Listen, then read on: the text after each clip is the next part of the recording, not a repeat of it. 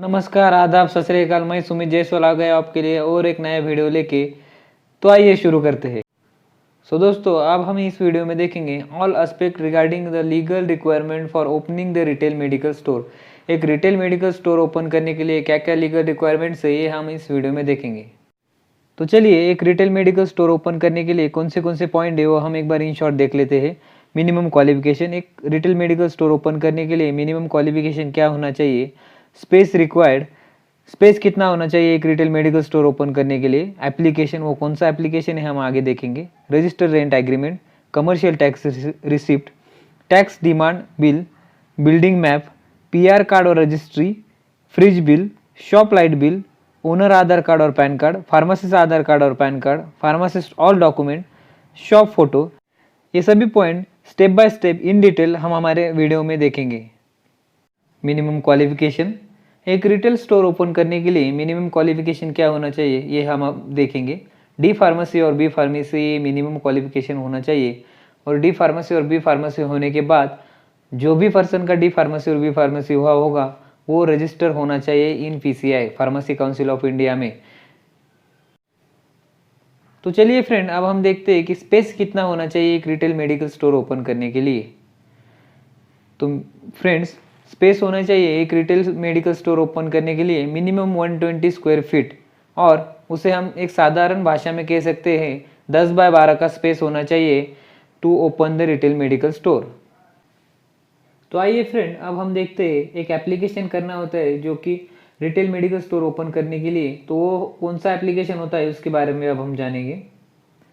तो एप्लीकेशन हमें करना होता है फॉर्म नंबर 19। तो चलिए, फॉर्म नंबर 19 के बारे में अब हम जान लेते हैं। Application for grant licence. तो इसमें एक सेक्शन है, वहाँ पे हमें भरना होता है आई और वी।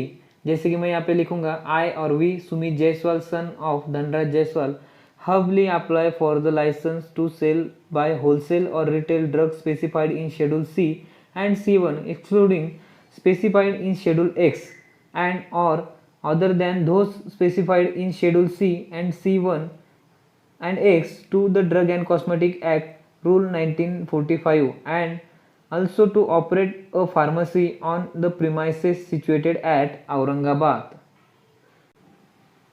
चलिए, अब हम देखते हैं पॉइंट नंबर 2।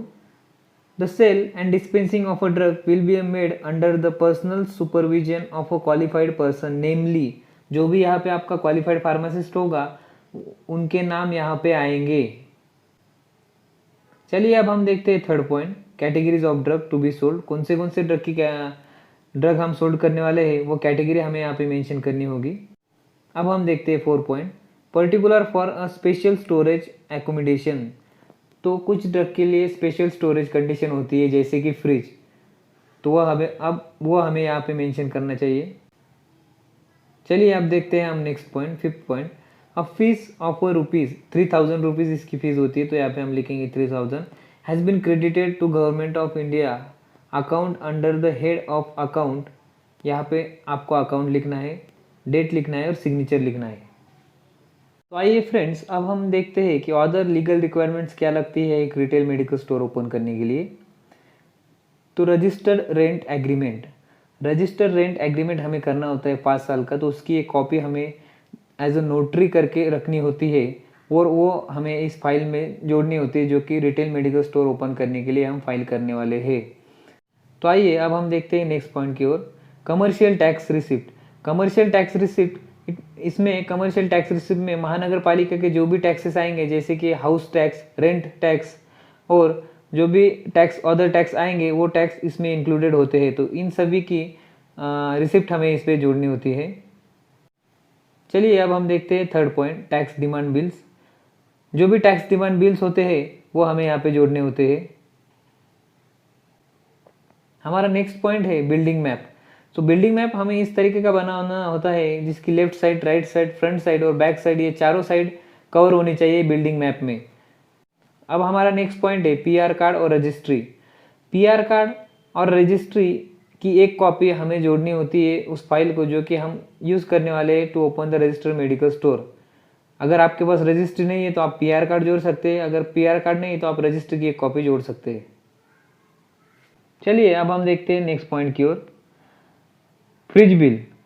तो कोई भी रिटेल मेडिकल स्टोर ओपन करने के लिए आपको एक नया फ्रिज लेना होता है और उस नए फ्रिज की जो भी बिलिंग पावती होगी उसकी एक कॉपी आपको रिटेल मेडिकल स्टोर ओपन करने के लिए देनी होती है। शॉप लाइट बिल, शॉप का जो भी लाइट बिल आया होगा प्रीवियस मंथ का, उसकी एक कॉपी आपको जोड़नी होती है। ओनर आधार कार्ड और पैन कार्ड, ओनर के आधार कार्ड की और पैन कार्ड की कॉपी हमें इसमें जोड़नी होती है।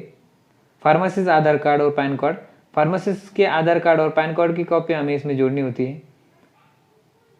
अब pharmacist all document, pharmacist all documents में आएंगे उनके मार्कशीट, उनके मार्कशीट के बाद जो भी डिग्री सर्टिफिकेट आएंगे वो डिग्री सर्टिफिकेट, देन लाइसेंस की कॉपी, ये सभी इसमें आएंगे। तो इनकी एक एक कॉपी हमें इस फाइल में जोड़नी होती है। शॉप फोटो, शॉप फोटो ये उस टाइम का फोटो होता है जब डीआई आपके मेडिकल स्टोर का इंस्पेक्शन करके चले जाते हैं।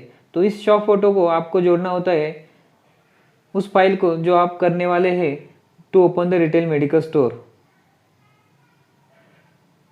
सो फ्रेंड्स, अब आपको पता चल ही गया होगा कि एक रिटेल मेडिकल स्टोर ओपन करने के लिए क्या क्या रिक्वायरमेंट्स होती है। तो हमारे चैनल को सब्सक्राइब कीजिए, लाइक कीजिए और शेयर कीजिए। Thank you.